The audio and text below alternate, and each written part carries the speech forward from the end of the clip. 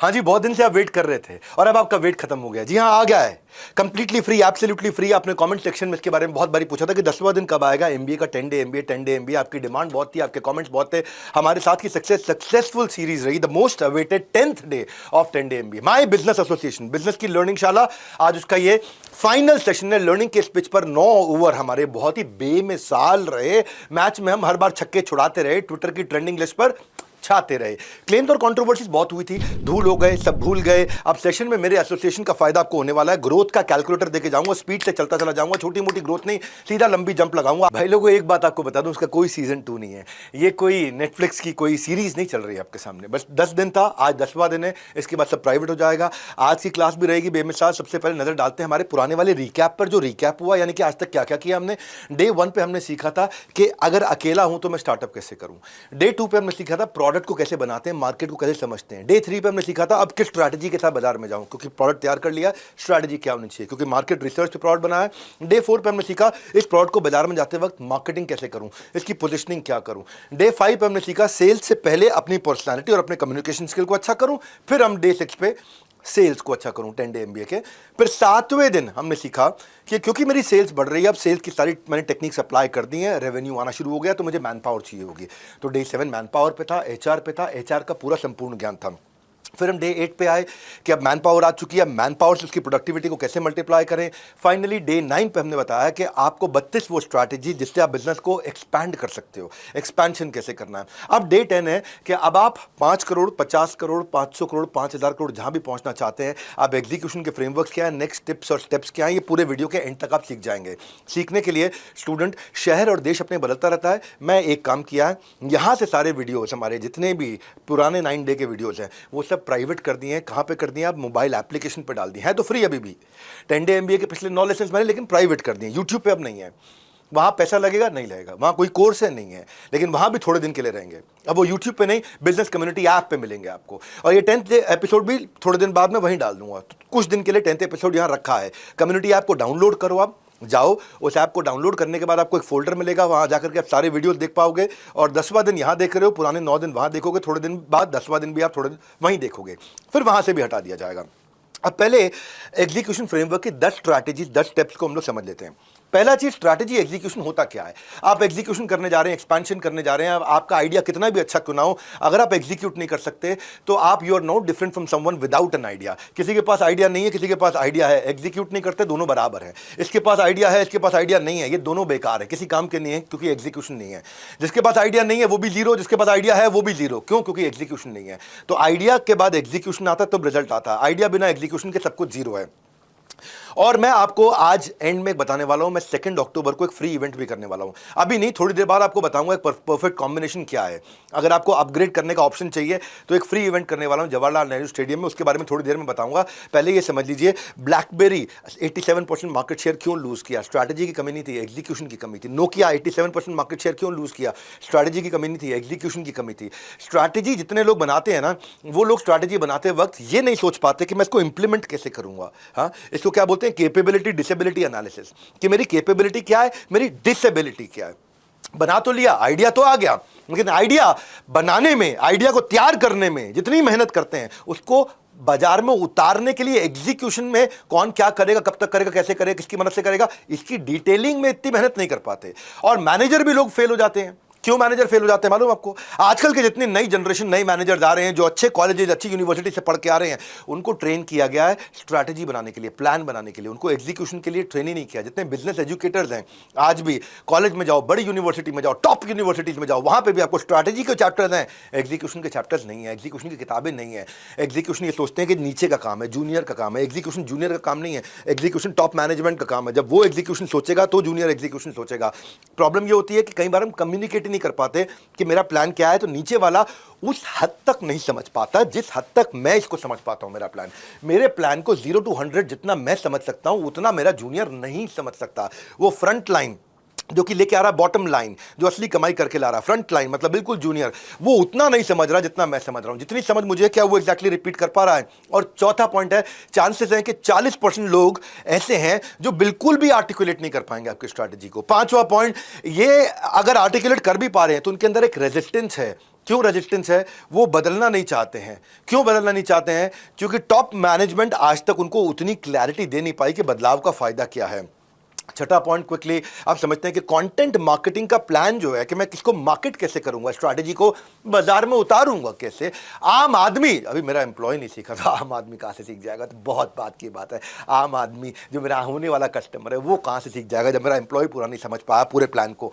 तो जो प्लान बनाते हैं प्लान भी कॉम्प्लिकेटेड होता है, वो ना कस्टमर समझ पाता है ना मेरा जूनियर एम्प्लॉय समझ पाता है। तो काउंटलेस स्ट्रैटेजी बन जाती है, लेकिन ये प्लान नहीं कर पाते कि मैं प्लानिंग को प्लान करके एग्जीक्यूट कैसे करूंगा।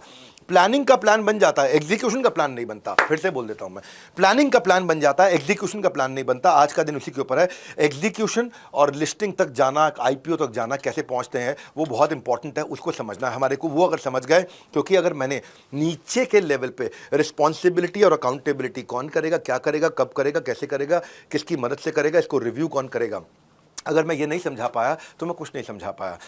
ऐसा बताया जाता है हार्वर्ड के अंदर एक पूरा सेमेस्टर है ये समझाने के लिए कि अब हमारे को एग्जीक्यूशन को पूरी दुनिया तक लेके जाना है। वो कहते हैं कि एग्जीक्यूशन की कमी बेसिकली होती है 6 चीज़ों के कारण। पहली चीज़ कमी क्या है? स्ट्रेटेजिक फोकस नहीं है। बहुत सारे चेंजेस हो रहे हैं, लोग बदलना नहीं चाह रहे, हम कम्युनिकेट नहीं कर पा रहे, ओवर कम्युनिकेट नहीं कर पा रहे अपनी स्ट्रैटेजी को। चौथा, अगर वो एम्प्लॉय मेरा जूनियर बदलाव लेकर के आता है और कुछ परिवर्तन करना चाहता है और वो चाहता है कि मैं कुछ अच्छा करके दिखाऊं, तो उसको परिवर्तन के साथ इंसेंटिव नहीं जुड़ा हुआ। सुनना मेरी बात को, इस परिवर्तन से मैं क्या कमाऊंगा, इस चेंज मैनेजमेंट में जो मुझे चेंज, मैं एम्प्लॉय हूं, मुझे अगर चेंज होना पड़ेगा तो मेरा फायदा क्या है, वो उसको समझ में नहीं आया। फिर पांचवा पॉइंट आता है कि जो लीडरशिप है वो डिसिप्लिन के साथ रिव्यू, पेशेंस और डिसिप्लिन, इसको बोलते हैं management not paying attention with cadence, no cadence, यानी कि वो पेशेंस और डिसिप्लिन नहीं है। तो जहां पे स्ट्रैटेजी नहीं है, देखो वहां बिजनेस में ट्रेजेडी है। तो या स्ट्रैटेजी है या ट्रेजेडी है, पर स्ट्रैटेजी केवल स्ट्रैटेजी भी है तो भी ट्रेजेडी है। तो स्ट्रैटेजी के साथ एग्जीक्यूशन चाहिए, और मेरी स्ट्रैटेजी क्लियर है। मैं स्ट्रॉन्ग बिजनेस इकोसिस्टम तैयार करना चाहता हूं। 10 डे एमबीए के पहले 9 एपिसोड जो थे मैं रिमाइंड करा रहा हूं, मेरे मोबाइल एप्लीकेशन पे मिल जाएंगे। बिजनेस क्लास लर्निंग आपको वहां मिल जाएगी। पैसे देने पड़ेंगे? नहीं देने पड़ेंगे। बिजनेस मतलब बड़ा बिजनेस, ये 10 डे एमबीए सबके लिए फ्री था, लेकिन अब हमारी एप्लीकेशन पे है। दूसरे बड़े यूनिट पे जा रहा हूं, पहला यूनिट कवर कर लिया, उसके सब यूनिट कवर कर लिया। दूसरे बड़े यूनिट पे जा रहा हूं कि एग्जीक्यूशन टूटता क्यों है, why execution breaks down. Execution टूटता है क्योंकि गैप आ जाता है, और गैप का डेफिनेशन है जनरली एक्सेप्टेड प्रैक्टिसेस, यानी कि यार यहां सब चलता है, जनरली एक्सेप्टेड प्रैक्टिस है, इधर सब चलता है, ऐसे ही चलता है। बिंद्रा जी कुछ भी कह लो, हमारी कंपनी में ऐसा ही चलता है। हाँ? इसको बोलते हैं ढक्कन, जितना ढक्कन मोटा उतना धंधा छोटा, जनरली एक्सेप्टेड प्रैक्टिसेस। हाँ, सो टॉप प्रायोरिटीज और गोल्स, पहला पॉइंट क्या है कि मैं वो टॉप प्रायोरिटी और गोल 15% ही लोग समझ पाते हैं। या तो बहुत सारे गोल है, या गोल बार बार आपके बदल जाते हैं, या आपके पास एक्चुअली कोई गोल ही नहीं है, या अगर गोल है भी तो उसको ढंग से समझाया नहीं गया है। फिर से बोल दूं, या तो बहुत सारे गोल हैं, या बार बार गोल बदल जाते हैं, या आपके पास कोई गोल नहीं है, या अगर गोल है तो ढंग से समझाया नहीं गया है। 4 चीजें। तो ये है टॉप प्रायोरिटी और गोल को समझना। दूसरा बड़ा कारण है कि एम्प्लॉयज का इन्वॉल्वमेंट नहीं है। इन्वॉल्वमेंट नहीं है तो कमिटमेंट नहीं है, मेरा हाथ याद रखिएगा बस, सिंपल भाषा में। इन्वॉल्वमेंट नहीं है तो कमिटमेंट नहीं है। कमिटमेंट डायरेक्टली प्रोपोर्शनेट है इन्वॉल्वमेंट के, जितना इन्वॉल्व करोगे उतना कमिटमेंट होगा, जितना इन्फॉर्म करोगे उतना कमिटमेंट लो हो जाएगा। आपकी कंपनी के अंदर केवल लगभग 20% लोग, यानी कि हर 5 में से केवल एक ही आदमी है जो बहुत पैशनेट है, जो उस गोल को अचीव करने के लिए बहुत पैशनेट है। इन्वॉल्व करोगे, इस 20 को किसी तरह से आपने अगर 60 कर दिया तो 300% ग्रो कर जाओगे। यानी कि 100 में से 60 लोग आपकी कंपनी में ऐसे हो जाएं जो इन्वॉल्व महसूस करें, ओनरशिप महसूस करें, वो समझे कि ये गोल मेरा है, वो इमोशनली कनेक्ट महसूस करें। अगर इन्वॉल्व हो भी गया एम्प्लॉय तो उसके बाद भी एक दिक्कत आती है, क्योंकि उसके पास गोल्स बहुत सारे हैं, तो वो जो सबसे बड़ा गोल था उस पर सबसे ज़्यादा समय लगाना चाहिए था, यानी कि उस पर उसको 80-90% समय लगाना चाहिए था। सबसे बड़े गोल पे उसका समय डिवाइड हो रखा है, फ्रैगमेंटेड है। ये अगर आपने साइंस क्रैक कर लिया कि आपका समय और टॉप लीडर्स का समय सबसे बड़े गोल पे सबसे ज़्यादा समय लगना चाहिए।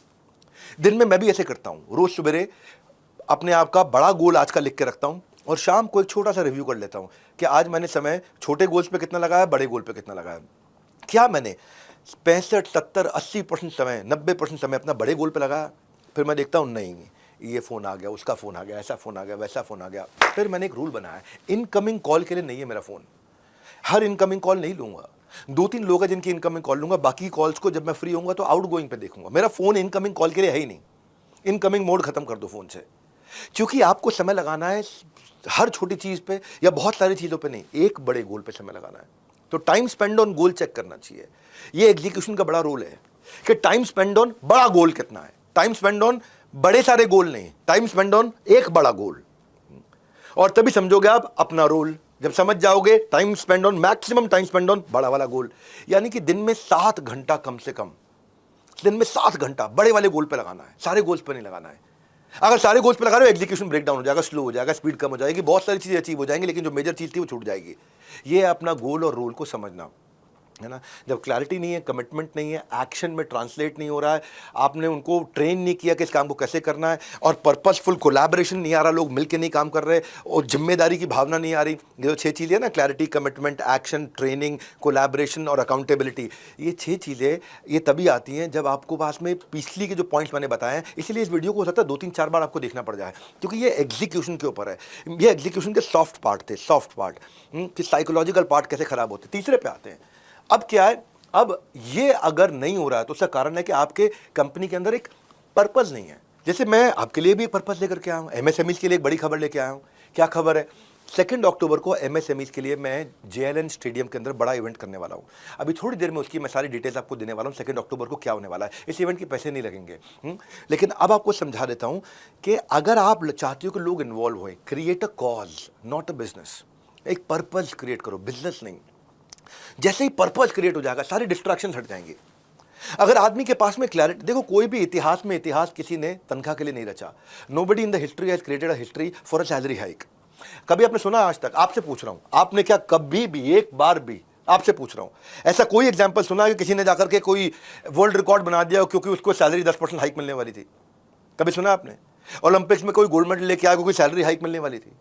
कभी Guinness book of world record बना दिया क्योंकि 10% सैलरी हाइक मिलने वाली थी? नहीं। कोई भी इतिहास में नाम किसी ने कोई बड़ा आंदोलन खड़ा कर दिया, क्यों? उसको तनख्वाह बढ़ने वाली थी। आंदोलन खड़ा करके आओ 1 करोड़ लोगों के साथ में आपकी तनख्वाह बढ़ा दूंगा, नहीं होता ऐसे। आपको कॉज क्रिएट करना है, पर्पस क्रिएट करना है। आपको दूसरों के जितने भी एफर्ट हैं वो तब नहीं आएंगे जब उनके पीछे आग लगाओगे, तब आएंगे जब उनके सीने में आग लगाओगे। आग पीछे नहीं लगानी, आग सीने में लगानी है। आपकी कहानी उनको एक्साइट कर सके, आपकी स्टोरी जो है वो उनको एक्साइट कर सके। आपकी स्टोरी केवल एम्प्लॉयज को नहीं, एक्सटर्नल ऑडियंस को भी एक्साइट कर सके। तो एक create a purpose, create a cause not business. अब आते हैं चौथा। अब आपको कॉज क्रिएट हो गया, पर्पस क्रिएट हो गया, रोल क्लैरिटी, गोल क्लैरिटी, उनको ट्रेनिंग कर दिया, अब आप रिव्यू कर पा रहे हो।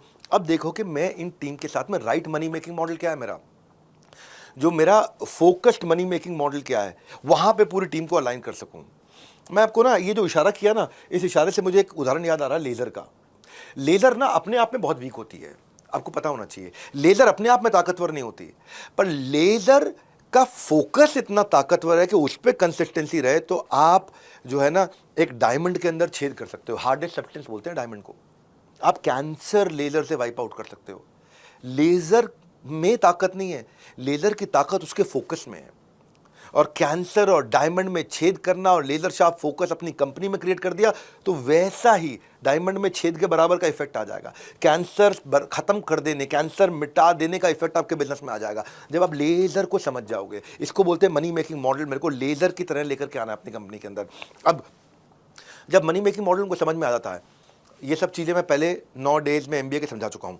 अब समझते हैं लीडिंग स्कोर। आपको स्कोर बोर्ड क्रिएट करना है, ये मेरा 5वां स्टेप है। जब तक कोई इनवैलिड सिस्टम होंगे, कई बार लीडरशिप फनल में लोग पूछते हैं ना, हम वहाँ पे उनको सिस्टम सिखाते हैं, लीडरशिप फनल में आके सिस्टम सिखाते हैं। जब तक इनवैलिड सिस्टम होंगे आप मेजर नहीं कर पाओगे स्ट्रेटेजिक प्लान्स को। So people don't do what you expect, people do what you inspect. लोग वो नहीं करते जो आप उनसे चाहते हो, लोग वो करते हैं जो आप उनका चेक करते हो, जो उनके विषय में चेक करते हो। People don't do what you expect. दोबारा बोलता हूँ, तो लिख लो भैया, गोल्डन स्टेटमेंट है, ये लिख लो। 10 डे एमबीए पेन पेपर के साथ होता है, लिख लो। People don't do what you expect, they do what you inspect. इस बात को तो आप अपने मन में 100 बार दोहरा लो।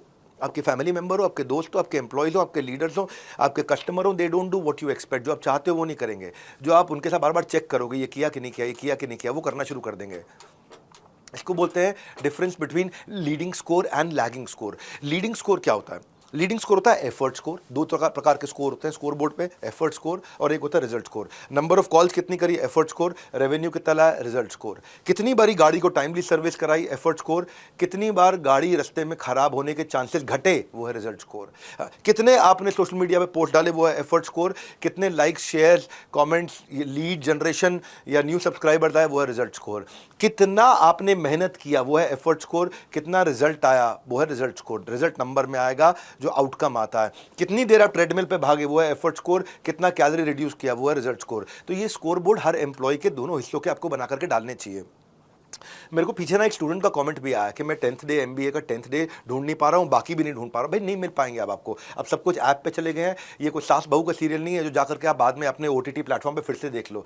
धन दौलत को तिजोरी में जैसे प्राइवेटली लगते हैं, मैंने भी इस धरोहर से कम नहीं है, इसको प्राइवेट कर दिया है। एप्लीकेशन पे रिमाइंड करा रहा हूँ, बड़ा बिजनेस की कम्युनिटी ऐप, चाहे आप उसको एंड्रॉइड पे देख लो या iOS पे देख लो, ऐप डाउनलोड कर लो। क्या ऐप डाउनलोड करने में चार्जेस है? नहीं, कोई चार्जेस नहीं है। क्या ऐप डाउनलोड करने के बाद इसके लिए कोई हिडन फीस है? नहीं, कोई हिडन फीस नहीं है। 10th डे एपिसोड पे ज़्यादा दिन याद नहीं रहेगा, ये भी ऐप पे चला जाएगा। ऐप पे जाकर के आप 10 डे एमबीए का यानी कि माय बिजनेस एसोसिएशन का फ्री फोल्डर है, वो फोल्डर पे जाइए और फोल्डर पे आप जाकर के वीडियो देख सकते हैं। अब चलते हैं कि इसका स्कोर बोर्ड बनता कैसे, स्कोर बोर्ड के एलिमेंट्स क्या होते हैं। ये छठा मेरा पॉइंट है। देखो, हर इंसान जो है ना, उसको अगर गेमिफाई कर दिया जाए चीज़ों को, उसको गेम बना दिया जाए, उसको जीतने लायक बना दिया जाए। मैं इसको ऐसे बोलता हूँ, people like to win, make it a winnable game. क्या अर्थ हुआ? लोग जीतना चाहते हैं, उनको जिताओ, एक कंपेलिंग स्कोर बोर्ड बनाओ। यानी कि हर डिपार्टमेंट में स्कोर बोर्ड होना चाहिए। जब स्कोर बोर्ड होगा ना, लोग भाग रहे होंगे, ए मेरे को जीतना है, मेरे को जीतना है। आप ट्रायल मैच देखो, 2 क्रिकेट टीम होंगी, उनका ट्रायल मैच हो रहा होगा आपस में, कोई जान नहीं लगाएगा। लेकिन जैसे रियल मैच होगा, स्कोर बोर्ड चालू हो जाएगा, अरे पूरी ताकत लगा देंगे। कभी रग्बी का मैच देखा आपने? स्कोर बोर्ड चालू हो जाता है तो कैसे भागते हैं वो, प्रो स्पोर्ट्स टीम की तरह पूरी जान लगा देते हैं। ऐसे ही एम्प्लॉय भी क्या आपकी प्रो स्पोर्ट्स टीम बन सकते हैं जब आप स्कोर बोर्ड बना दोगे। स्कोर बोर्ड में बेसिकली 3 बड़ी इंपॉर्टेंट चीजें हैं। अभी कहाँ है, जाना कहाँ है, कैसे जाओगे, where are we right now, where we want to go, और हम कैसे पहुंचेंगे। ये आपने कई बार मुझसे सुना होगा, लेकिन इसको समझना कैसे है। इसमें 4 चीजें। स्कोर बोर्ड बड़ा सिंपल होना चाहिए, हर एक को समझ में आ जाए। दूसरा, पूरे डिपार्टमेंट में विजिबल होना चाहिए, सबको दिखाई पड़े, सब देखें और इंश्योर करें कि सब देखें। तीसरा, उस स्कोर बोर्ड में एक तरफ एफर्ट स्कोर लिखा हो, एक तरफ रिजल्ट स्कोर लिखा हो। और चौथा, उस स्कोर बोर्ड में सबसे इंपॉर्टेंट चीज ये पता चल जाए कि मैं जीत रहा हूं या हार रहा हूं। यानी कि ऐसा समझ लो कि अगर सामने वाली क्रिकेट टीम ने 299 रन बना लिए तो मुझे जीतने के लिए कितने चाहिए? 300 रन चाहिए। ओवर कितने हैं? 50। तो मुझे कितने रन मारने हैं? सबको समझ में आ गया। 6 रन पर ओवर मारोगे तो 300 रन पर पहुंच जाओगे। अब स्कोर बोर्ड का फायदा क्या है? अगर मैं 8 की एवरेज से खेल रहा हूं तो मैं जीत रहा हूं कि हार रहा हूं? मैं जीत रहा हूं। अगर मैं 4 की एवरेज से खेल रहा हूं तो मैं जीत रहा हूं कि हार रहा हूं? मैं हार रहा हूं। यानी कि मुझे 12वें, 15वें, 18वें, 20वें ओवर में पता चल जाएगा कि मैं जीत रहा हूं या हार रहा हूं। यह है स्कोर बोर्ड का फायदा। आप समझ पाए मेरी बात को? 300 रन मारने, अभी 300 लगे नहीं है, जीतने के बाद ना पता लगे कि जीते हैं कि हारे हैं। यानी कि आज से कंट्रोल कर ले। अब आप क्रिकेट का उदाहरण मैंने इसीलिए दिया क्योंकि ये सबको समझ में आ जाएगा। इसको बिजनेस में डालें कि आज मुझे 20वें ओवर में इंडिकेशन मिलना शुरू हो जाए कि मैं जीत रहा हूं कि हार रहा हूं। अगर 20वें ओवर में मैं 7, 7.5, 8, 9 के रन रेट से क्रिकेट खेल रहा हूं तो मतलब मैं कंट्रोल में हूं, चांसेस है कि मैं जीत जाऊंगा, मैं अभी जीत रहा हूं। लेकिन अगर मैं 3.5, 4 की एवरेज से खेल रहा हूं, विकेट भी गिर रही है, मुझे आज पता लग जाएगा कि 50वें ओवर के बाद में मैं जीत रहा हूं कि हार रहा हूं मैं। तो ये स्कोर बोर्ड आपके लिए चौथी चीज इंपॉर्टेंट क्या है? Immediately it should tell whether I am winning और आई एम लूजिंग। अगर हर आदमी को ये दिख जाएगा, सिंपल है, विजिबल है, इसमें एफर्ट स्कोर, रिजल्ट स्कोर है, और ये बता दे कि आप जीत रहे हो कि हार रहे हो। आदमी जीतना चाहता है, आप उसको जिताओ, है ना। 10 डे एमबीए को मैंने प्राइवेट इसलिए किया क्योंकि यहां मैं आपको जिताना चाहता था। अभी भी जिसका इंटरेस्ट है वो मोबाइल एप्लीकेशन पे आ जाए, वहाँ प्राइवेट आकर के देखे। प्राइवेट का मतलब ये नहीं है, फिर से बताता हूँ, पैसे लेंगे नहीं, फुल एक्सेस है, फ्री है, बस खाली प्लेटफॉर्म शिफ्ट किया है। हमारी बड़ा बिजनेस ऐप को डाउनलोड करिए। एमबीए में एमबी अगर आपने थोड़े से लगा दिए, थोड़े से एमबी एक्स्ट्रा लगा दिए। एमबी क्या होता है? जैसे होता है ना जीबी, एमबी, मोबाइल डेटा जो होता है आपका, कितना एमबी एक्स्ट्रा लगा दिया, आपको ज़्यादा नहीं लगाना पड़ेगा। यूट्यूब पे आपको पैसे देने पड़ते हैं डाउनलोड करने के लिए, आप डाउनलोड नहीं कर सकते।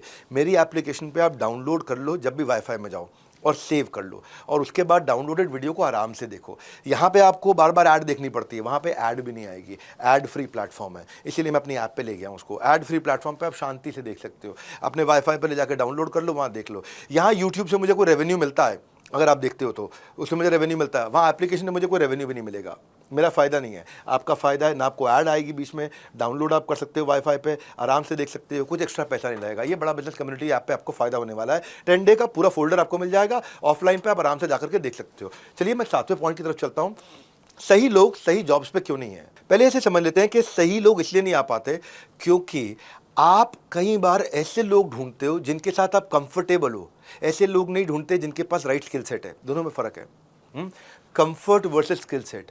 आप अपने कंफर्ट को चूज, यार ये आदमी से मेरी बनती है, यार ये आदमी से मेरी चलती है, ये मैंने खुद देखा है, अपनी ऑर्गेनाइजेशन में भी देखा है। 500-500 700-700 एम्प्लॉयज़ की बड़ी ऑर्गेनाइजेशन, मैंने 800-800 एम्प्लॉयज़ की जब ऑर्गेनाइजेशन जब रन करी हैं, मैं देखा है जो बड़े लीडर्स होते हैं ना, वो ढूंढते हैं यार इसके साथ मेरा कंफर्ट है, इसको अपने साथ रखता हूँ। ये नहीं देखते कि यार ये अच्छा परफॉर्मर है, इसका अच्छा स्किल सेट है। You hire people you like, not one who is right. ये बड़ी गलती हो जाती है। दूसरा, लीडर्स के पास ना कई बार करेज नहीं होता कि स्ट्रॉन्ग परफॉर्मर और वीक परफॉर्मर को साफ साफ बोल सकें, भाई तुम वीक परफॉर्मर हो, तुम स्ट्रॉन्ग परफॉर्मर हो। ये बोलने में उनको लगता है यार सामने वाले को बुरा लग गया तो ये आइडेंटिफाई कर पाना कि आप स्ट्रॉन्ग परफॉर्मर हो या वीक परफॉर्मर हो, क्लियरली कम्युनिकेट करना, तब आपके सही लोग सही काम पे पहुंच पाएंगे। और तीसरा कारण होता है, कई बार लीडर जो है ना, वो डे टू डे एक्चुअली अपनी टीम के काम के साथ आउट ऑफ टच हो जाता है, बता के छोड़ देता है और चेक ही नहीं करता कि उसने काम ठीक किया कि नहीं किया, और जिसके कारण उसके जूनियर्स बार बार रिपीट करके वही गलती करते रहते हैं और फिर लीडर्स को भी गाली खानी पड़ती है और आपका खुद का भी नुकसान होता है। क्योंकि वो चेक ही नहीं कर रहे, वो बार बार देख ही नहीं रहे, आउट ऑफ टच हो जाते, छोड़ देते, बोल दिया छोड़ दिया बस उसके बाद में। और तो ये हो गया एग्जीक्यूशन ब्रेकडाउन का एक और कारण। और फिर एक लीडर जो है ना, कई बार यूनिक स्ट्रेंथ नहीं देख पाता, यार ये आदमी इस काम के लिए अच्छा है, इसको नहीं छेड़ो, ये आदमी इस काम के लिए अच्छा है, इसको नहीं छेड़ो। वो क्या, सब लोग सारे काम करने लग जाते हैं, इसलिए काम ही अच्छा नहीं हो पाता, वो एग्जीक्यूशन के फेलियर का कारण बन जाता है। तो यूनिक सिग्नेचर स्ट्रेंथ को आइडेंटिफाई करो एज अ लीडर, भाई इसकी स्ट्रेंथ ए है, इसकी बी है, इसकी सी है, उसको इसी में लगने दो और वो उसकी डेप्थ को बिल्ड करे। अब क्या करते हैं हम लोग, सारे के सारे लोग, फुटबॉल अगर भागी एक तरफ गई है और पूरे 11 खिलाड़ी वहीं पहुंच गए तो दिक्कत हो जाएगी। इसीलिए समझो, डिफेंडर भी होता है, मिडफील्डर भी होता है, फॉरवर्ड भी होता है, उस फॉरवर्ड में राइट आउट भी होता है, लेफ्ट आउट भी होता है, सेंटर फॉरवर्ड भी होता है। 11 के 11 खिलाड़ी एक ही बॉल के पीछे पहुंच गए अगर, तो मैच पूरा ब्रेकडाउन हो जाएगा। इसी तरह आपकी टीम में भी आप करते हैं, सारे के सारे लोग उस काम में जुड़ जाते हैं, एक जरूरी काम आ गया तो ना, आपको ये देखना किसकी क्या स्ट्रेंथ है, सबसे बड़ी स्ट्रेंथ क्या है, उसको उसी हिसाब से काम पे लगाया जाए। एग्जामिन करें उनकी स्ट्रेंथ को, तो उनकी क्रिएटिविटी बाहर निकल के आएगी, इनोवेटिव डिसीजंस लेंगे, बढ़िया प्रोडक्ट बनाएंगे। जो बड़े लीडर है ना आज की डेट में, ये वो नहीं है जो नंबर सेट अचीव करते हैं, ये वो है जो माइंड सेट अचीव कर जाते हैं। नंबर सेट अचीव करना less by the goals they set, more by the mind set that they build, that's very important. Number set नहीं चाहिए आपको, माइंड सेट चाहिए। माइंड सेट होगा तो नंबर सेट आ जाएगा। इसलिए बोल रहा हूं, involvement is directly proportionate to commitment. जितनी अच्छी इन्वॉल्वमेंट होगी उतना अच्छा कमिटमेंट होगा। इसीलिए तो फिर समराइज कर देता हूं, पहले आपको क्या रखना है, गोल स्टेटमेंट क्लियर करके देना है, फिर उसके बाद एफर्ट स्कोर, रिजल्ट स्कोर, फिर तीसरा स्कोर बोर्ड, फिर चौथा इनका कंटिन्यूस रिव्यू, अकाउंटेबिलिटी। फिर से रिपीट करते हैं, बॉडी एक्शन क्या दिखा देता हूँ, मोस्ट एसेंशियल गोल, दूसरा एफर्ट स्कोर रिजल्ट स्कोर, तीसरा स्कोर बोर्ड और चौथा इनका वीकली रिव्यू। हाथ जोड़ के वीकली रिव्यू करते रहो उनका। फिर से बता देता हूँ, most essential goal, effort score, result score, score board और इनका वीकली रिव्यू, ये 4 चीज़ें बताई। फिर से बता देता हूँ आपको मैं, पहला यहाँ पे, दूसरा, हाँ याद है आपको, तीसरा, और ये चौथा, ये मैंने आपको इशारों से बता दिया, आपको याद रहना चाहिए। ये वीडियो चांसेस आपको बार बार देखना पड़ेगा, नहीं तो आप भूल जाएंगे।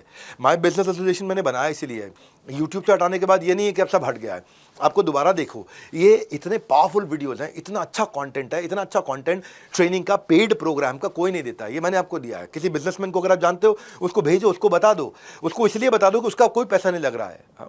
और जो मैं सरप्राइज आपको बताया था कि 2 अक्टूबर को क्या हो रहा है, 2 अक्टूबर को मैं एक आईपीओ रेडीनेस का दुनिया का सबसे बड़ा इवेंट करने वाला हूँ। कहाँ कर रहा हूँ? दिल्ली में कर रहा हूँ। क्या इसके पैसे लेंगे? इसके पैसे नहीं लेंगे। कहाँ कर रहा हूँ? जवाहरलाल नेहरू स्टेडियम में कर रहा हूँ। इसमें सीट है, इसमें ब्रेकफास्ट है, लंच है, डिनर है, मेरे साथ सेलिब्रिटी स्पीकर है। मैं भाई इतना याद रखो, बिजनेस का मतलब बड़ा बिजनेस।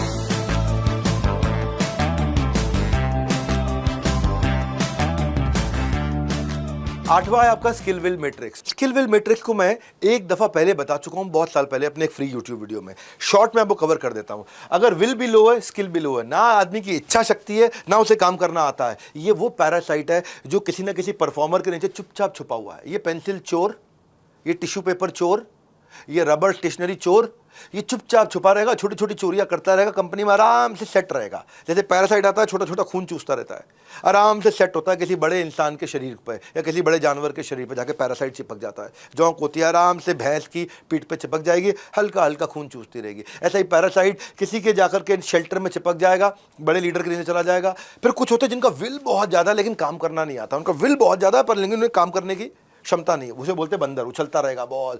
बंदर के हाथ में बंदूक दे दो तो कहीं भी गोली मार देगा। जो उसके पास स्किल की कमी है, उसको ट्रेन करके विजनरी बनाओ। ये जो इसके पास विल भी हाई है, स्किल भी हाई, ये विजनरी है। जिसके पास स्किल तो बहुत है, सब पता है क्या करना है, क्यों करना है, कब करना है, कैसे करना है, कहां करना है, पर करना नहीं है, यानी कि इसका विल नहीं है।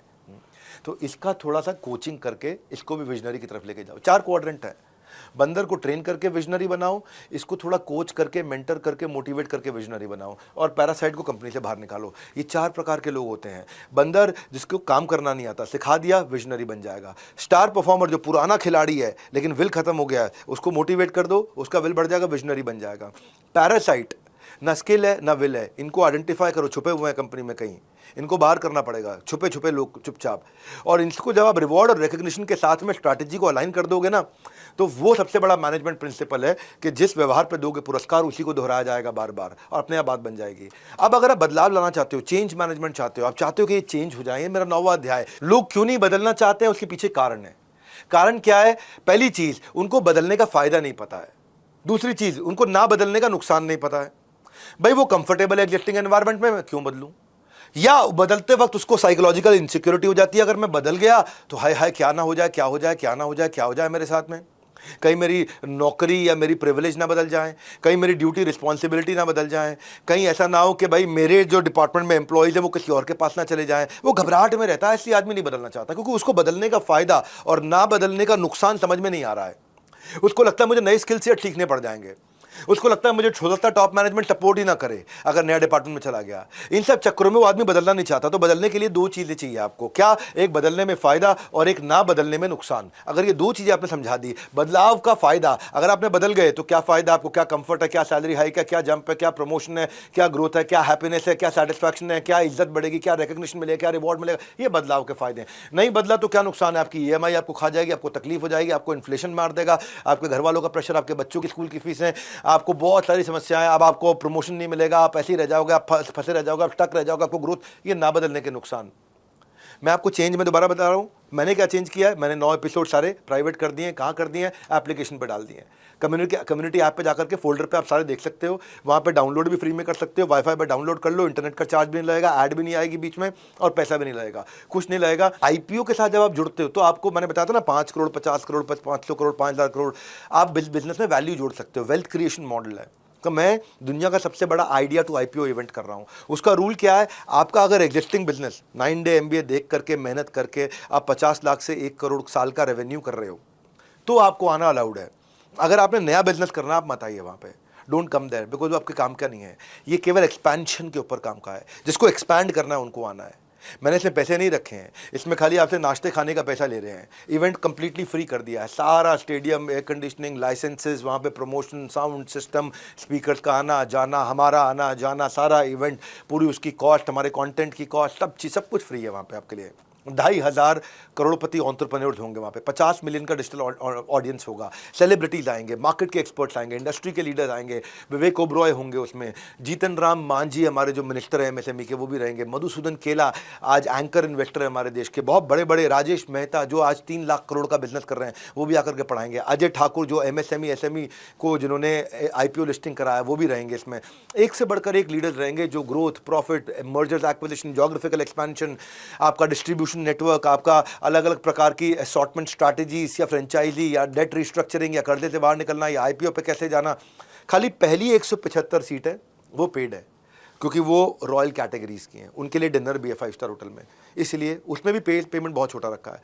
लेकिन बाकी की जो सीट्स हैं उन सीट्स का प्राइस लगभग ना के बराबर है, क्योंकि वहाँ पे आपका मॉर्निंग में जब आप पहुँचते हो तो आपको चाय नाश्ता मिलता है, मिड में आपको लंच मिलता है, लंच के बाद इवनिंग में फिर से टी कॉफ़ी स्नैक्स वगैरह मिलता है। तो पूरे दिन का इवेंट है, सुबह 9 बजे से लेकर शाम 7 बजे तक आप हमारे साथ रहते हो, खाते पीते रहते हो वहाँ पे आपको। तो वहाँ पे आपको पैकेट्स में अच्छे से पूरा ऑर्गेनाइज करके किसी ब्रांडेड चेन से हम लोग खाना खिला रहे हैं, तो वो आप उस खाने का फीस वहाँ पे कर दोगे। इवेंट को हमने कंप्लीटली फ्री रखा है, पर शर्त ये रखी है कि आप ऑलरेडी लगभग 1 करोड़ रुपए का साल में बिजनेस कर रहे हो, प्रॉफिट नहीं बोल रहा हूँ, रेवेन्यू करते हो 50 लाख 75 लाख 1 करोड़ 2 करोड़ 5 करोड़ 10 करोड़ 100 करोड़ जितना भी आप कर रहे हो वो सब आ सकते हैं, क्योंकि केवल एक्सपेंशन की बात है। अब वो नया बच्चा आ जाएगा, यंग बच्चा आ जाएगा, कॉलेज का बच्चा आ जाएगा, उसको समझ में नहीं आएगा, क्योंकि केवल ग्रोथ एक्सपेंशन की बातें हो रही हैं। ये स्पेसिफिक है, ये अलग है।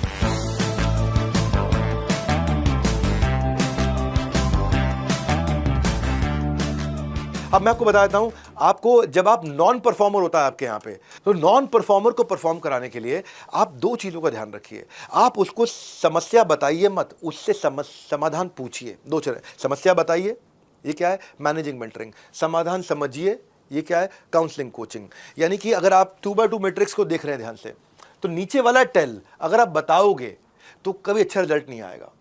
प्रॉब्लम को बताओगे, अच्छा रिजल्ट नहीं आएगा। अगर आप उससे समझोगे, आस्क वाले मॉडल, यानी कि वो ही समाधान बताए। कुछ ऐसा सवाल उससे पूछो कि वो खुद ही समाधान बताने लग जाए। कुछ ऐसा सवाल उससे पूछो कि वो आप उसको डैमेज ना कर रहे हो, उसको मैनेज कर रहे हो, आप उसकी ओनरशिप बिल्ड कर रहे हो। यार क्या लगता है हम इसको डिफेक्ट फ्री कैसे बनाएं, वो आपको आइडिया देगा। ये क्या लगता है हम ग्रोथ कहाँ से ला सकते, वो आपको आइडिया देगा। कोई ज़रूरी नहीं आपको सारे आइडिया मानने हैं, पर आपको उसको इन्वॉल्व करना है। इन्वॉल्व करने का तरीका है, यार क्या लगता है कि ये हमारा जो क्वालिटी ऑफ प्रोडक्ट है ये 20% और इंप्रूव कर जाए मैन्युफैक्चरिंग में, वो आपको आइडिया देगा। जब उसको ना बेसिकली इसके पीछे फॉर्मूला क्या है, उसको काम करना आता है पर वो काम करना नहीं चाहता है, उस समय उसकी चाहत को बढ़ाने के लिए उसको ऐसा महसूस होने दो कि सोल्यूशन आप नहीं दे रहे हो, आप समाधान पूछ रहे हो, उसी का समाधान है। और उसने अगर समाधान दिया और आपने बोला वेरी गुड आइडिया यार, आपके आइडिया पे काम, अरे एकदम भागने लगेगा। उसके लिए मेरे आइडिया पे काम कर रहे हैं, उसका एकदम इंस्पिरेशन बढ़ जाएगा। इसको क्या बोलते हैं, इनसाइड आउट। आउटसाइड इन क्या है, it will kill inspiration. Inside out क्या है, इट इंक्रीजेस क्रिएट्स इंस्पिरेशन। तो तरीका क्या है, सोल्यूशन ओरिएंटेड क्वेश्चन। यार आप बताओ आज क्या किया, चाहे भले ही आपको बाद में वही करना जो आपको करवाना हो, लेकिन उसको इन्वॉल्व तो कर लो। यार आपका क्या सुझाव है। आप अगर वाइफ से भी पूछ रहे हो भाई आज आप दाल बुखारा बनाएंगे, तो उनसे उससे पूछो यार दाल बुखारा कैसे बनाई जाती है, आपके हाथ में जादू है, थोड़ा आप बताओ क्या किया जाए। वो बताया मैं बताती हूँ दाल बुखारा कैसे बना, लेकिन आप मैं बताऊंगा आज आपको बनाना है दाल बुखारा, इसको ऐसे बनाना। उनको आता है, समझाओ मत। जब किसी को आता हो तो समझाते नहीं है, दिक्कत हो जाती है। इसमें मैं एक फ्रेमवर्क देता हूँ, कृपा। कृपा का मतलब क्या है, उससे पूछो आज हम कहाँ पे खड़े हैं, करंट रियलिटी। उसी से पूछो क्या लगता है मेरे भाई राम श्याम घनश्याम, क्या लगता है कहाँ आउटकम पे पहुंचना चाहिए इस साल में हमारे को। फिर उससे पूछो पर्पस क्या है यार, क्या अगर हमने ये अचीव कर लिया हमें क्या फायदा होगा। फिर उससे पूछो आज का एक्शन प्लान क्या है। यानी कि आपने उससे करंट रियलिटी पूछ लिया, आउटकम पूछ लिया, उससे उसकी पर्पस यानी इच्छा शक्ति भी जागृत कर दी, उसी का एक्शन प्लान ले लिया। क्या होगा, यही आंसर आपने देना था, यही आंसर उसने दे दिया। यही मैं इसको ग्रो मॉडल में समझाता हूँ। भाई आपका राम श्याम घनश्याम आपका गोल क्या है, वो कहता है सर मेरा गोल है मुझे आज 5 करोड़ से 10 करोड़ पे आपको लेके जाना है। रियलिटी क्या है, रियलिटी सर ये 4-5 करोड़ फंसे हुए हैं। ऑप्शंस क्या है, क्या करके पहुंचेंगे, सर ये 4-5 काम कर लूँ, इससे पहुंच सकते हैं। ओके चलो फाइनल वे फॉरवर्ड दो, वो वे फॉरवर्ड देगा। तो ये मैंने आपको फ्रेमवर्क दिया कि आप उससे उसके सुझाव कैसे ले सकते हो, है ना। आप ये ग्रो मॉडल लिया, आपने कृपा मॉडल लिया। देखो मैं आपको फिर बताता हूँ कि फिर से कि ये वीडियोस बहुत काम के हैं, ये एक बार में समझ में नहीं आएंगे, ये आप लोगों को शेयर भी करो, खुद भी देखो। और जो आदमी आईपीओ के बारे में सोचता हो उसको मेरे वाले इवेंट में बुलाओ, बिजनेस एक्सपेंशन रेडीनेस में, जहां मैं उसको बताऊंगा कहां पे हो रहा है। ये 2 अक्टूबर को हो रहा है, किधर हो रहा है, जवाहरलाल नेहरू स्टेडियम में हो रहा है। और क्या पैसे लग रहे हैं, नहीं फ्री लग रहे हैं, लेकिन रूल क्या है, जो बिजनेस ऑलरेडी कर रहा हो ये खाली उसके लिए है।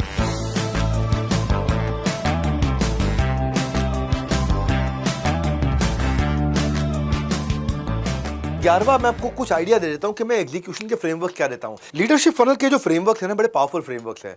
मैं आपको इसमें एक फ्रेमवर्क बताता हूं, एरो मॉडल। एरो मॉडल में क्या है, उसमें भी इसी तरीके से समझाते हैं, आपसे आपका बनवाते हैं। हमारे कोचेज जो है ना, वो आप जाते हो लीडरशिप फनल में, आपसे पूछते हैं आपका एम क्या है। अब आप ना बिजनेसमैन हो, तो आपसे आपका एम जब पूछते हैं तो आप कहते हो सर मुझे ना 100 करोड़ पे पहुंचना है। फिर उससे आपसे एक क्वेश्चन पूछा जाता है कि अभी रियलिटी क्या है, तो बस 100 करोड़ तो अभी बहुत दूर है, मैं 15-20 करोड़ कर रहा हूँ। चलो रिफ्लेक्ट करो, क्या क्यों नहीं पहुंच पाए, क्या कारण था, क्या रोक रहा था, क्या ऑप्शंस हैं आपके, रिफ्लेक्शन ऑप्शंस। अब हमारा वे फॉरवर्ड निकल के आता है। हम उससे सवाल आपसे उत्तर भरवाते हैं कि आप क्या विजन रखते हो अपना, ये पहला सवाल है आपका। दूसरा है आपका शॉर्ट टर्म और लॉन्ग टर्म, ताकि आप उसको और ज़्यादा एम्पलीफाई और क्लैरिफाई कर सको। तीसरा आपसे सवाल पूछते हैं क्या माइलस्टोन्स आएंगे रास्ते में, आप क्लियरली विजुलाइज कर पाते हो मेरे क्या माइलस्टोन्स आएंगे। चौथा आपसे पूछते हैं, ये सवाल है हमारे, और आपसे भरवाते हैं, इसको फ्रेमवर्क में भरवाते हैं। ये 52 हफ्ते का पहला हफ्ता होता है। पहले हफ्ते में ही हम आपको 1 साल का रोड मैप तैयार कर देते हैं। अभी करंट रियलिटी क्या है, अभी आप कहाँ पे हो। उसके बाद पूछते हैं कि अभी तक आपने क्या एक्शन लिए जो आपको फायदा नहीं दिए। छठा सवाल आपसे पूछते हैं कि क्या कारण है, क्या आप वहां पहुंच ही नहीं पाए, क्या मिस क्या कर रहा था, वो एक चीज क्या थी जो आप मिस कर रहे थे, उसको आइडेंटिफाई करो। आपके साथ बैठ करके ब्रेनस्टॉर्म करके आइडेंटिफाई कराते हैं। फिर साथ में प्रश्न पूछते हैं कि अपने आपको 1 में से 10 में से रेटिंग दो कि आप with respect to your goal, अभी मान लो गोल आपका 10 पे, तो आप अभी कहां पहुंचे। आप कहते हैं मैं 4 पे पहुंचा हुआ हूं, 3 पे पहुंचा हुआ हूं, 6 पे पहुंचा हुआ हूं, 5 पे पहुंचा हुआ हूं, 1 पे रह गया हूं, या 8 पे आ चुका हूं। आपसे पूछते हैं कि कौन 3 लोग हैं आपके आसपास जो आपकी मदद कर सकते हैं। फिर आपका डीलो लिखवाते हैं, डे इन लाइफ ऑफ, यानी कि आपका दिन का शेड्यूल बनवाते हैं कि आपका दिन का शेड्यूल एवरेज डे का कैसा होना चाहिए। फिर आपसे पूछते हैं आपकी सिग्नेचर स्ट्रेंथ क्या है जो सबसे ज़्यादा करेगी, जो आपको कंट्रीब्यूट करने वाले हैं, और वो सिग्नेचर स्ट्रेंथ आपकी मिसिंग क्या है जिसके लिए आपको हायरिंग करनी है या आउटसोर्सिंग करनी है। आपकी ये भी पूछते हैं कि कौन सी सिग्नेचर स्ट्रेंथ है जिसका इस्तेमाल कर सकते थे पर मिस कर रहे हैं, कर ही नहीं रहे यार, भूले बैठे हुए हैं, डेली ऑपरेशन में फंसे हुए हैं, भूल चुका हूं, मेरे पे इतनी बड़ी ताकत है, मैं उसका इस्तेमाल ही नहीं कर रहा। फिर आपसे पूछते हैं 12वें सवाल में कि अब तक आपको कौन सी चीज ने सबसे ज्यादा कंट्रीब्यूट किया, उसको ना मिस करें, उसको भी साथ लेके चलें। फिर 13वें सवाल में पूछते हैं आपका सबसे बड़ा कारण क्या, वहां पहुंचना क्यों चाहते हो। 14th क्वेश्चन, अगर वहां पहुंच गए तो आपको क्या फायदे मिलेंगे। तो अब आप फायदा जब विजुलाइज करते हो तो आप और मोटिवेटेड हो जाते हो। 15th क्वेश्चन, अगर आप अचीव नहीं कर पाए तो क्या नुकसान होगा। तो अब आपको थोड़ा डर लगने लगता है, यार मुझे अचीव करना ही करना है, तो बहुत नुकसान हो जाएगा। 16th क्वेश्चन, कितना महत्वपूर्ण है ये गोल आपके लिए, 10 में से इसका नंबर दो। क्या 10 में से 10 महत्वपूर्ण, और पर्पज एस्टैब्लिश हो गया। अब आपको लॉन्ड्री लिस्ट आइडियाज के लिखो, कैसे पहुंचोगे। उन लॉन्ड्री लिस्ट में से फिर हम अगले सवाल में आपको सिलेक्ट कराते हैं टॉप 5 आइडिया कौन से हैं। फिर हम आपको अगला सवाल पूछते हैं क्या चीज आपको छोड़नी पड़ेगी ताकि ये टॉप 5 पे आप काम कर सको, क्या छोड़ना पड़ेगा, क्या वो एवरेज आइटम है जो छोड़ दोगे आप। फिर आप पूछते हैं क्या कौन आपकी मदद कर सकता है, कोई बाहर का पार्टनर है, कोई एम्प्लॉई है, कोई कस्टमर है, कोई वेंडर है, कोई सप्लायर है, कौन आपकी बहुत बड़ी मदद कर सकता है। फिर उसको फाइनल ले आते हैं टॉप 3 प्रायोरिटी अगले 6 महीने की क्या है। अब नया शेड्यूल बनाओ आज का, फिर आप नया शेड्यूल बनाते हो और फिर आपको कहते हैं कि शेड्यूल को रिव्यू करो, what went well, what went wrong, what could be improved, what went well, what went wrong, what could be improved, what went well, what went wrong, what could be improved. अब ये आपसे जब सारे सवाल करते हो आप, तो आप सक्सेस के लिए सुस्ती नहीं, स्पीड आ जाती है आपके अंदर। आपके अंदर स्पीड आती है। जैसे मैं आईपीओ के लिए मेरे जो अपने क्लाइंट्स हैं, मैं सिटी समोसा को रेडी किया। सिटी समोसा मेरा अपना एक इन्वेस्टी कंपनी है जिसको मैं आईपीओ पे लेके जा रहा हूँ। ऐसे ही एक लेडीज गारमेंट बनाने वाली कंपनी है, पोशाक ई कॉमर्स पे काम कर रही है, उसको भी मैं आईपीओ पे लेके जा रहा हूँ। कईयों को लेकर के जा रहा हूँ मैं ऐसे आईपीओ पे। इसमें उनका 5वां गियर लगवाते हैं। जिस स्पीड से आपको बता रहा हूँ उसी स्पीड से मैं आईपीओ पे लेकर के जाता हूँ। वर्ल्ड लार्जेस्ट इवेंट जो कर रहा हूँ ना 2 अक्टूबर को, वहाँ पे भी 2500 उन्हीं लोगों को लेकर के आ रहा हूँ जिनमें से मैं सिलेक्ट करूँगा कि मैं किनको आईपीओ पे लेके जाना चाहता हूँ। इसमें 5 करोड़ का यानी कि 50 मिलियन का डिजिटल रीच भी है। सारे सेलिब्रिटी, सब एक्सपर्ट, सब लीडर, सब इन्वेस्टर, सब मर्चेंट बैंकर रहेंगे हमारे साथ में। आपके लिए शर्त है 50 लाख से 1 करोड़ का रेवेन्यू, आपका 1 करोड़ से ऊपर का साल का बिजनेस आप कर रहे हो तो तभी आप आना। और अगर आप किसी को जानते हो उसको बता दो उसके बारे में, वो आ जाए। पैसे थोड़ी लग रहे हैं उसके आने में। संडे का दिन है, संडे नहीं क्षमा चाहता हूँ, 2 अक्टूबर का दिन है, उस दिन छुट्टी है, कोई काम नहीं है आपका। खाली शुरू की 2500 में से शुरू की 100-150 सीटें हैं जो प्रीमियम सीटें हैं, जहाँ खाली रॉयल एलिट क्लब के लोग बैठेंगे। बाकी सारी सीट्स फ्री है हमारी। बाकी सारी सीट्स में बहुत नॉमिनल चार्ज है खाने वाने का, और कोई चार्जेस नहीं है आपका। तो हम ये सारे फ्रेमवर्क्स आपसे कराते हैं, सब फ्रेमवर्क्स आपको समझाते हैं, बताते हैं आपको हम कि कैसे आप प्रोडक्ट प्राइसिंग के, टेक्नोलॉजी के क्या फ्रेमवर्क्स हैं, कैसे आप नई प्राइसिंग स्ट्रैटेजी को बिल्ड कर सकते हो, प्राइसिंग का तरीका क्या है, प्राइसिंग आपको कैसे इंप्रूव करनी है, कॉस्टिंग कैसे इंप्रूव करनी है, बिजनेस टर्नओवर को कैसे बेटर करना है। बिजनेस टर्नओवर में भी 5 चीज़ें होती हैं। पहली क्या होती है कि क्या आप अपने कस्टमर बढ़ा सकते हो, दूसरी होती है क्या उनका एवरेज टिकट साइज बढ़ा सकते हो, तीसरी होती है क्या कस्टमर की फ्रीक्वेंसी जल्दी वो ट्रांजैक्शन करे बढ़ा सकते हो, चौथी होती है क्या आप अपना प्राइस बढ़ा सकते हो जिससे आपका रेवेन्यू बढ़े, 5वीं होती है क्या नया प्रोडक्ट लाइन बढ़ा सकते हो। लीडरशिप फर्म में जो बड़ा चेंज किया ना हमने, क्या किया हमने क्या दिया, अब इस समय होम ट्यूशन भी देना शुरू कर दिया कि हमारा कोच आपके यहाँ पे आ करके वहाँ पे आके आपसे प्रैक्टिस करवाता है। वो लीडरशिप फनल है। लीडरशिप फनल में अगर आपने बिजनेस शुरू नहीं किया तो मत आइए, ये सबके लिए नहीं है, ये खाली लिमिटेड लोगों के लिए है जो एक्चुअली बिजनेस कर रहे हैं। इसलिए मैं मना करता हूँ हर एक को लीडरशिप फनल में नहीं आना चाहिए। तो आप अगर अपने बिजनेस अभी शुरू किया है, आप पूरा 10 डे MBA दोबारा देखिए, पूरा दोबारा देखिए। और अगर बिजनेस एक्सपैंड हो रहा है, आप 5-6 लाख रुपए महीने का काम करना शुरू कर चुके हो, महीने के 4-5 लाख रुपए का बिजनेस कर लेते हो, आप 7 लाख रुपए 8 लाख रुपए महीने का कर रहे हो, तो आपको आना चाहिए लीडरशिप फनल में या बिजनेस एक्सपेंशन में, ये जो आइडिया टू आईपीओ इनमें आना चाहिए, है ना। तो तभी आप वहाँ पहुँचते हो। अब अगर आप मान लो 50 करोड़ से 500 करोड़ पे पहुँचना है आपको, तो कैसे करना है आपको, या 5 करोड़ से 50 करोड़ पे पहुँचना है, तो एमएसएमई में खाली नाम माइक्रो है, लेकिन इकोनॉमी में इसका कंट्रीब्यूशन बहुत बड़ा है। मेजर कंट्रीब्यूशन आपका भी हो सकता है आपकी देश की इकोनॉमी में, अगर आप इस आइडिया टू आईपीओ को समझते हो। क्या आप अपने बिजनेस को ऑप्टिमाइज करना चाहते हो, या कैपिटल रेज करना चाहते हो, नेशनल इंटरनेशनल ग्लोबल ब्रांड बनाना चाहते हो? 9:30 से 6:30 बजे तक का जवाहरलाल नेहरू स्टेडियम का हमारा इवेंट है।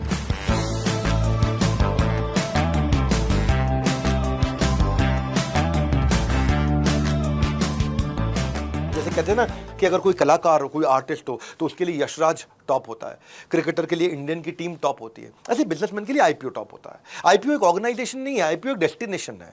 आईपीओ से आप बिना किसी कर्जे के आप अपनी कैपिटल को रेज कर सकते हो, आप बिजनेस को नेक्स्ट लेवल पे लेके जा सकते हो, आपको ग्रोथ कैपिटल मिलती है, आप टेक्नोलॉजी में इन्वेस्ट करो, R&D में इन्वेस्ट करो, पैसा आपको मिल गया, फ्री का पैसा बाजार से मिलता है, आपने अपनी करेंसी बना लिया ना, आपको थोड़ी अब उसको लौटाना है, आपकी वर्किंग कैपिटल अच्छी हो गई, आपका रिस्क रिड्यूस हो गया, आपको नए पार्टनर्स मिलते हैं, आपकी बाजार में ट्रेडिंग हो रही है, आपको पूरी दुनिया देख रही है, आपको एक्सपोर्ट के ऑर्डर मिलने लग जाते हैं, क्यों? क्योंकि वो आपको बाजार में देख रहे हैं, BSc Bombay stock exchange, national stock exchange में देख रहे हैं आपको फंडिंग के लिए एक ऐसा सोर्स मिल गया जिसको आपको लौटाना नहीं है। आप बूटस्ट्रैप्ड होते हो, या प्राइवेट फंडिंग लेते हो, या पब्लिक फंडिंग लेते हो, या डेट लेते हो, उनमें सबसे अच्छा क्या है? Public funding. जो किसने किया था सबसे पहले? हमारे यहाँ पे धीरू भाई अंबानी ने सबसे बड़े तरीके से किया था, क्योंकि सेल्फ फंडिंग या बूटस्ट्रैप्ड है, वो इसकी एक लिमिट होती है। कर्जा ले लेते हो तो कर्जा हमेशा चलता रहता है, 12 से 20% आपको लौटाना पड़ता है, आप फंस जाते हो, आपका सिबिल स्कोर खराब होता है, एनबीएफसी आपको महंगा कर्जा देती हैं, फंस जाते हो, अब ओवर बर्डन हो जाता है, आप डेस्परेट बोरोइंग करते हो, आपके कैश फ्लोज मिसमैच हो जाते हैं, जो जितना इंटरेस्ट होता है उतना आपका मार्जिन भी नहीं होता। कई बार आपका मार्जिन ही अगर 10% है और इंटरेस्ट ही आपका 18% है, तो वैसे ही गेम ओवर हो गया आपका। तो आप एग्रेसिव ग्रोथ करना भी चाहते हो, आप फंस जाते हो। इसीलिए 2 अक्टूबर का इवेंट उन लोग के लिए हमने बनाया है जो रिश्तेदारों से कर्जा मतलब कलेश को ऐड करना, बैंक से लोन लेना मतलब इंटरेस्ट का लोड लेना, उनको सारे स्ट्रेस को खत्म करने के लिए बिना स्ट्रेस के आप कैसे, बिना किसी टेंशन के आप अपने ग्रोथ को बढ़ाएं और ये world largest IPO readiness event में आए।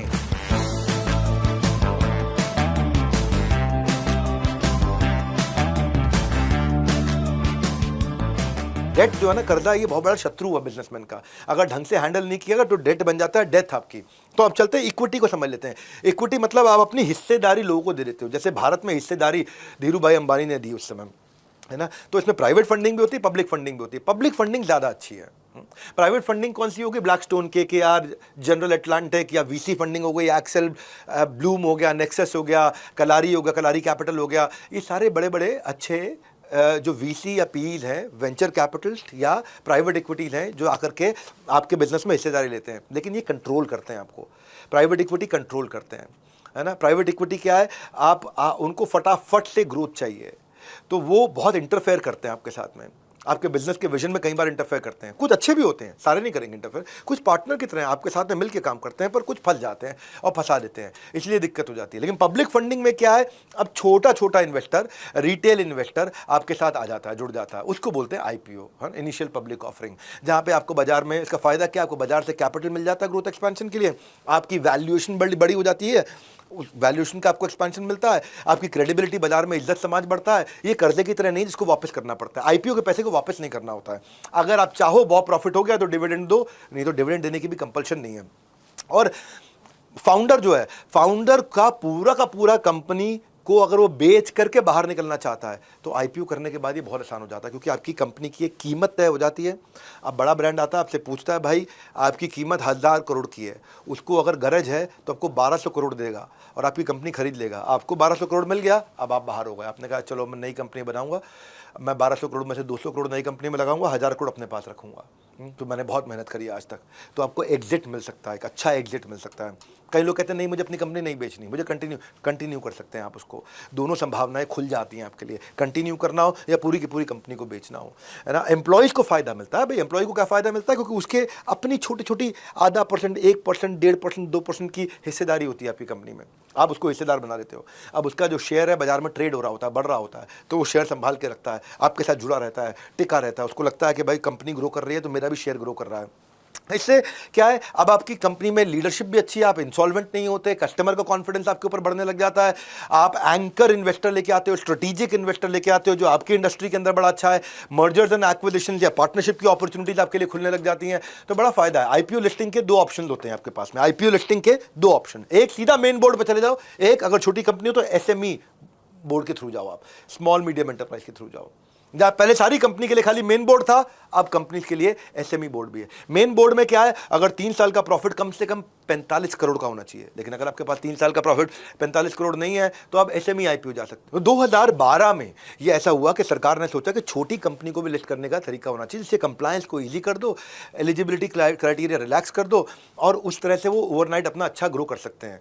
कई सारे अभी ब्लॉकबस्टर एसएमई आईपीओ आए हुए हैं, यहाँ पे मेजेंटा लाइफ केयर आया है, ग्रीन जेटेक आया है, आपका केसी एनर्जी आया है, बहुत सारे ऐसे आईपीओ आए हैं जो बहुत अच्छे चले हैं, जैसे कोरा फाइन डायमंड ज्वेलरी है, काहन पैकेजिंग है। ये सब कितना कितना सब्सक्राइब हुआ है मालूम है आपको? कोई 2000 गुना सब्सक्राइब हुआ है, कोई 1000 बार सब्सक्राइब हुआ है, कोई 700 गुना सब्सक्राइब हुआ है, 735 गुना सब्सक्राइब हुआ है। ये सब कल्हान पैकेजिंग 714 गुना सब्सक्राइब हुआ है। इसमें एक है मैक्स पोजर, ये 697 गुना ओवर सब्सक्राइब हुआ है। तो ये क्या है, छोटा छोटा 10-10, 20-20, 30-30 करोड़ के आईपीओ आए थे, इतना ओवर सब्सक्राइब हो गए। बहुत अच्छा ग्रो। यहाँ पे एक है एस्लोन इन्फो सिस्टम, वो भी 642 गुना ओवर सब्सक्राइब हुआ है। 1073 कंपनी या उससे ज़्यादा कंपनियां हैं जो दोनों मिला करके बीएससी और एनएससी, एनएससी में क्या है, एनएससी में है इमर्ज एसएमई के लिए और बीएससी में है एसएमई के लिए, दोनों मिलाकर के इस समय बहुत बहुत बहुत कंपनियां जो 2 लाख करोड़ से ऊपर का मार्केट कैप बना चुकी हैं। अभी पीछे एक इंस्टॉलेशन एनर्जी नाम की कंपनी थी जो ईपीसी प्रोजेक्ट्स में आई, अभी बहुत बड़ी आईपीओ कराया उनका। आप उस आईपीओ में देखो 2022 के अंदर सितंबर में आईपीओ लिस्टिंग हुआ। अब आप चेक करो 2020 में केवल 3 करोड़ का प्रॉफिट था, 21 में 7 करोड़ का था, 22 में 7 करोड़ का प्रॉफिट था। आज शेयर प्राइस जंप कितना हुआ, लगभग 9,500% जंप हुआ 2 साल के अंदर। आज 7,600 करोड़ की कंपनी बन गई। वही जो 3-4-5 करोड़ का प्रॉफिट कर रही थी, 7,600 करोड़ की कंपनी बन गई। आईपीओ पर जाने के फायदे क्या है, आपके पास में बड़े इन्वेस्टर घुस जाते हैं, बड़े क्लाइंट्स आ जाते हैं आपके पास में, क्योंकि आपके बारे में आज न्यूज़ चैनल में अपने आप फ्री में बातचीत हो रही होती है। एक पीएनजीएस गार्गी फैशन ज्वेलरी का काम करता है, रिटेल कॉस्ट्यूम और फैशन ज्वेलरी का काम, उसको देखो, चेक करो, उसकी 2022 में लिस्टिंग हुई और 2022 में 6 करोड़ का रेवेन्यू किया उसने, 23 में 29 करोड़ का किया, 24 में 50 करोड़ का कर लिया। 1 करोड़ का प्रॉफिट था 22 में, 5 करोड़ का प्रॉफिट था 23 में, मेरे ख्याल 7-8 करोड़ का प्रॉफिट था 2024 में। शेयर प्राइस 2800% जंप कर गया 2 साल के अंदर। आज क्या है, 850 करोड़ का मार्केट कैप हो गया उसका। मेरा अपना क्लाइंट खुद का जो हमने मेंटर किया था, जो हमारे पास आए थे, जीना सीखो, आचार्य मनीष, हाँ, आयुर्वेदिक हेल्थ केयर, जीना सीखो, क्या हुआ देखो, 2022 में लिस्टिंग हुई कंपनी की।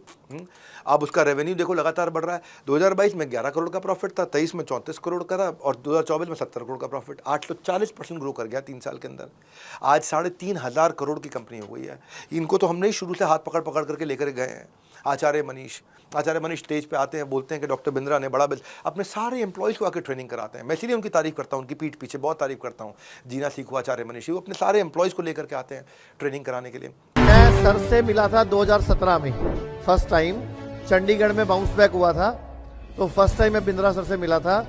तब हमारी कंपनी का टर्नओवर था लगभग शायद 25 करोड़ के आसपास और क्लिनिक थे 40।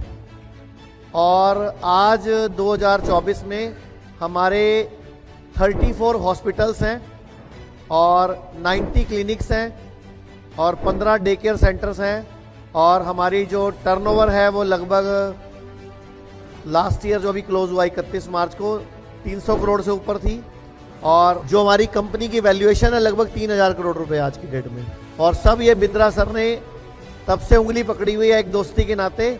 और हर बार हमारी कंपनी में जब भी लीडरशिप फनल होता है या जब भी कोई प्रोग्राम होता है, हमारी कंपनी से ज़रूर कोई ना कोई 5-7 लोग आके ज्वाइन करते हैं। 10th डे की बात कर रहे हैं तो हम एक्सपेंशन की बात करेंगे। आईपीओ आपको देता है एक नेशन वाइड विजिबिलिटी, गांव से ग्लोबल जाने की अपॉर्चुनिटी, छुपो मत छा जाओ की अपॉर्चुनिटी। और मेरी क्या क्रेडिबिलिटी है, मैं 12 विश्व रिकॉर्ड बना चुका हूं, दुनिया का सबसे बड़ा एंटरप्रेन्योर यूट्यूब चैनल चला रहा हूं, 50 मिलियन से ज़्यादा फॉलोअर्स हो चुके हैं, 1,500 कॉर्पोरेट्स को ट्रेनिंग दे चुका हूं, 100 से ज़्यादा टॉप सीईओज को मैं कंसल्ट कर चुका हूं, उनको ट्रेन कर चुका हूं। मेरा मिशन है छोटे बिजनेस के लिए काम करना। और छोटे बिजनेस वो बिजनेस जो 2-4-5 लाख रुपए महीना, 10 लाख रुपए महीना, 20 लाख रुपए महीना, 50 लाख रुपए महीना का काम कर रहे हैं, छोटा बिजनेसमैन है, उसको हम लोग लेकर के जाएं आगे। और 2 अक्टूबर को इसलिए हमने बोला है ब्लॉक करने के लिए। आपको फ़ोन नंबर भी दिया हुआ है, आप इस फ़ोन नंबर पर चेक कर सकते हो, डिटेल मांग सकते हो कि आपको अलाउड है कि नहीं अलाउड है आना। क्योंकि ये फ्री है तो हज़ारों लाखों की संख्या में लोग आएंगे, हम सबको ले ही नहीं सकते हैं। आपको फ़ोन करके अब चेक करना है कि आप अलाउड हो कि नहीं हो।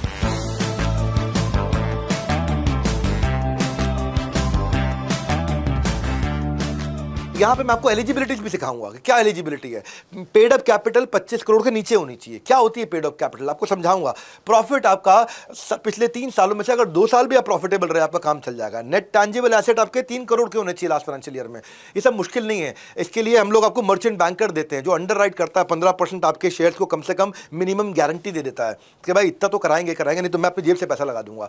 आपका नेटवर्थ 1 करोड़ से ऊपर का होना चाहिए पिछले 2 साल में, और अगर नहीं है तो हम आपको बना देंगे, आपको वैसा तैयार कर देंगे, आपको ट्रेन करके वहां ले जाएंगे, आपको सारे एलिजिबिलिटी क्राइटेरियाज देंगे आपको। अब मैं आपको स्टेप समझा देता हूं। भाई पहले कौन आता है, मर्चेंट बैंकर आएगा, वो मैं आपको दूंगा। मर्चेंट बैंकर आके ड्यू डिलिजेंस करेगा, आपके पेपर वर्क खंगालेगा, चेक करेगा कितना अच्छा कर रहे हैं। अगर आप कच्चा कर रहे हो, काम कच्चे में हो, तो आपको पक्के में लेकर के आएगा, आपको समझाएगा पक्के में आने के फायदे क्या हैं, कच्चे से पक्के में पहुंचने के तरीके क्या हैं, ताकि आप साफ सुथरा क्लीन काम कर सको। उसके बाद आपका एक ड्राफ्ट प्रोस्पेक्टस तैयार करेगा। ये फाइनल प्रोस्पेक्टस नहीं होता, आईपीओ में जाने के लिए एक ड्राफ्ट प्रोस्पेक्टस होता है। उस ड्राफ्ट प्रोस्पेक्टस का फिर एक्सचेंज बोर्ड, जो एसएमई आईपीओ का एक्सचेंज बोर्ड है, उससे अप्रूवल लेकर के आएगा, फिर आपकी बाजार में मार्केटिंग चालू कर देगा। फिर फाइनल प्रोस्पेक्टस आता है, मैं इसको समझाया था डिटेल के अंदर थोड़ा सा।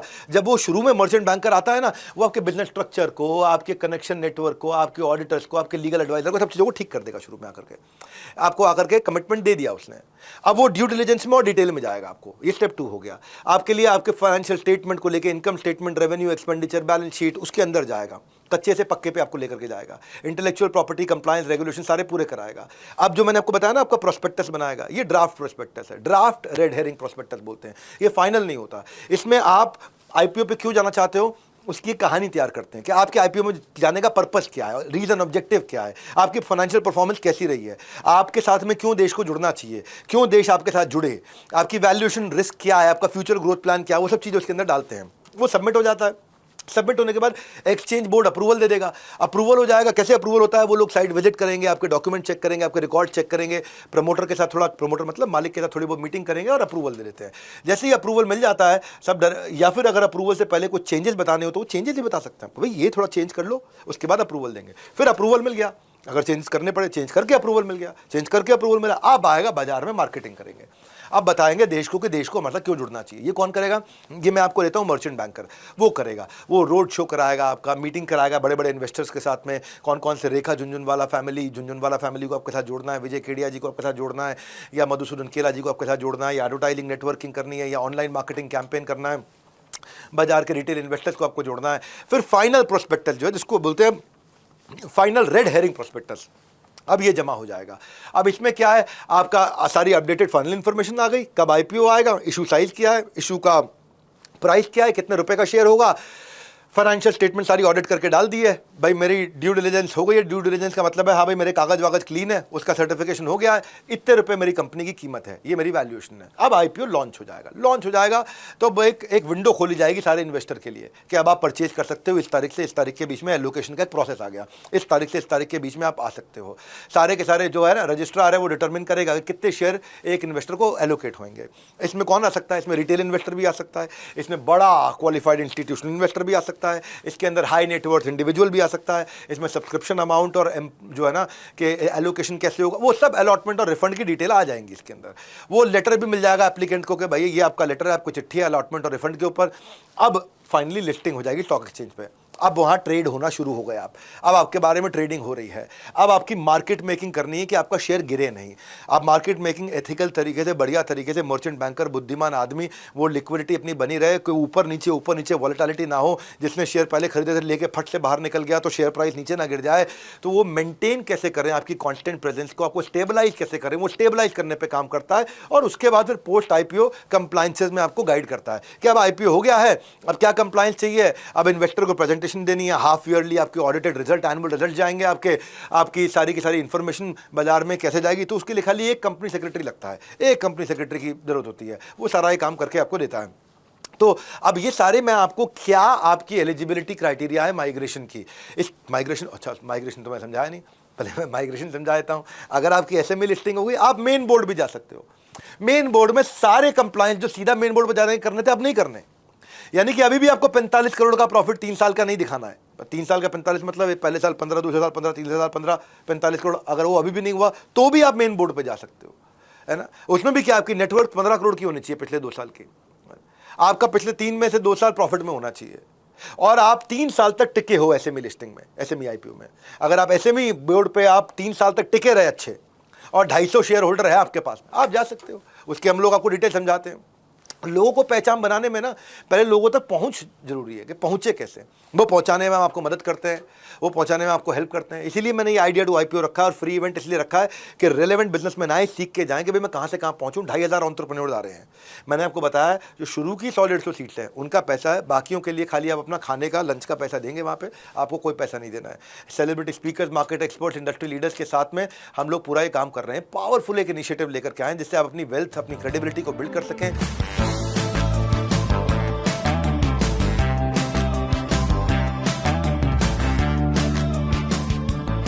आप मेरे साथ जुड़ना चाहते हैं तो हम आपकी प्रोफाइल चेक करते हैं, हम आपके प्रोडक्ट, आपकी इंडस्ट्री, आपके ग्रोथ प्लान को चेक करते हैं, आपको समझाते हैं, सिखाते हैं, आपकी कंपनी में छोटी सी हिस्सेदारी लेते हैं, आपकी केस स्टडीज तैयार करते हैं, आपके बारे में ब्रांडिंग करते हैं, आपको सोशल मीडिया पेजेस पे लेके जाते हैं, आपकी स्टोरी, आपकी रील, आपके बारे में आर्टिकल लिखना, आपके बारे में न्यूज़ में डलवाना, आपके बारे में पोस्ट कराना, आपके बारे में आपकी पोजिशनिंग करना, आपको अपने इवेंट्स में स्टेज पर लेकर आना, आपके लोगोस को प्रमोट करना। फाउंडर टीम जो आपकी है, सेम लीडरशिप टीम, वो आकर के अटेंड करेगी। आपको हम स्पेशल सपोर्ट देते हैं, आपको एक की अकाउंट मैनेजर देते हैं, आपको वो सब्जेक्ट मैटर एक्सपर्ट देते हैं जो आपको वेंडर्स ला के दे। मान लो आपको भाई किसी एरिया में टेक्नोलॉजी अच्छी नहीं है, आपको डिजिटल मार्केटिंग अच्छा नहीं है, आपको कोई फंक्शन है बिजनेस का जिसमें आपको ठीक करना है, आपको मंथली रिव्यू करने हैं, मैं आपको ग्रोथ पार्टनर देता हूं, मैं साथ में बैठ करके 1-to-1 आपको हैंड होल्ड करता हूं, ताकि और आपको 1-to-1 आपके पोटेंशियल प्रॉस्पेक्ट से बातचीत करता हूं। आपको वेंडर एक्सेलरेटर सर्विस देनी है, आपको कोई बॉलीवुड का एम्बेसडर चाहिए तो वो भी मैं ला करके देता हूं, मेरे अपने नेटवर्क हैं वो बिल्ड करके देता हूं।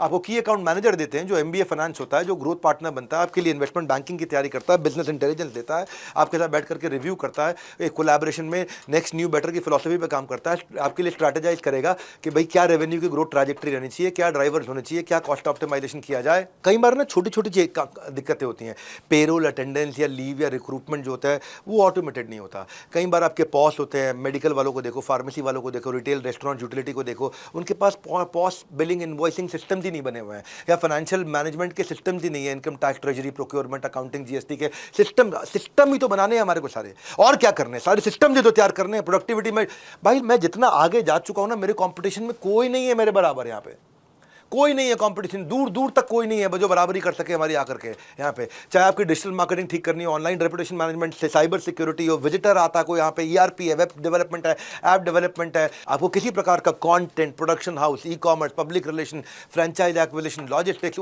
ये सारे प्रकार की सर्विसेज हमारे पास लीडरशिप है ऐसी जो फ्रेंचाइज बनाने से लेकर के investment banker, lawyer, HR consultant से लेकर supply chain, real estate, architect से लेकर के सब बिल्ड करके देते हैं। अब मैं क्लास को एंड की तरफ बढ़ाता हूँ, जो मैंने पहले भी बोला है कि ये क्लास जो है ना लास्ट है 10 दिन में, लेकिन कनेक्शन जो है लॉन्ग लास्टिंग है। ये कनेक्शन लास्ट नहीं है हमारा। मैं कभी नहीं बोल सकता, जब 10 डे MBA हमने शुरू किया था एसोसिएशन पे, लोगों ने उन दिनों बहुत एलिगेशन लगाए थे, लेकिन आपका प्यार, आपका कांस्टेंट सपोर्ट के वो सब बातें आज धुएं की तरह हवा में गायब हो गई हैं। वो सॉलिड कंटेंट के साथ में लगातार आपके साथ रहूँ। फिर याद दिलाता हूँ 9 एपिसोड कहाँ पे हैं, 9 एपिसोड आपको ऐप पे मिल जाएंगे, ये 10वां एपिसोड के बाद में ऐप पे मिलेगा।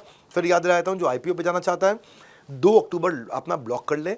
वो 2 अक्टूबर क्या है, हफ्ते के बीच में आ रहा है, सैटरडे संडे के साथ में है नहीं, कहीं छुट्टियों पे आपने जाना नहीं है। या तो ये सैटरडे के पास होता 2 अक्टूबर, मंडे के पास होता 2 अक्टूबर, तो कहीं आप लॉन्ग वीकेंड पे जा रहे होते हैं, आप कहीं नहीं जाने वाले। आप 2 अक्टूबर खाली इवेंट में आइए शांति से, आपको कोई पैसे नहीं देने हैं इसके अंदर। फ़ोन नंबर मैंने आपको दे दिया 9810544443। आप आकर के सीखिए एक्सपेंशन के ऊपर। बिजनेसमैन को हम स्ट्रेंथन करते जाएंगे, बिजनेसमैन को वन स्टॉप सोल्यूशन दिलाएंगे, क्योंकि बिजनेस का मतलब है बड़ा बिजनेस, वही हमने करना है। तो फटाफट से फ़ोन लगा के इसके बारे में पता लगाइए और सोचिए कौन 2, 4, 5, 7, 8, 10 लाख रुपए महीने का बिजनेस कर रहा है, 15, 20 लाख रुपए, 50 लाख रुपए महीने का बिजनेस कर रहा है, उसको ये वीडियो दे दीजिए ताकि वो भी फोन लगा करके अपनी ग्रोथ के बारे में हमारा इवेंट आकर अटेंड करें। हमारे साथ जुड़े रहने के लिए और 10th डे MBA को पूरा अटेंड और सब तक पहुंचाने के लिए आप सबका प्रेम पूर्वक बहुत बहुत धन्यवाद।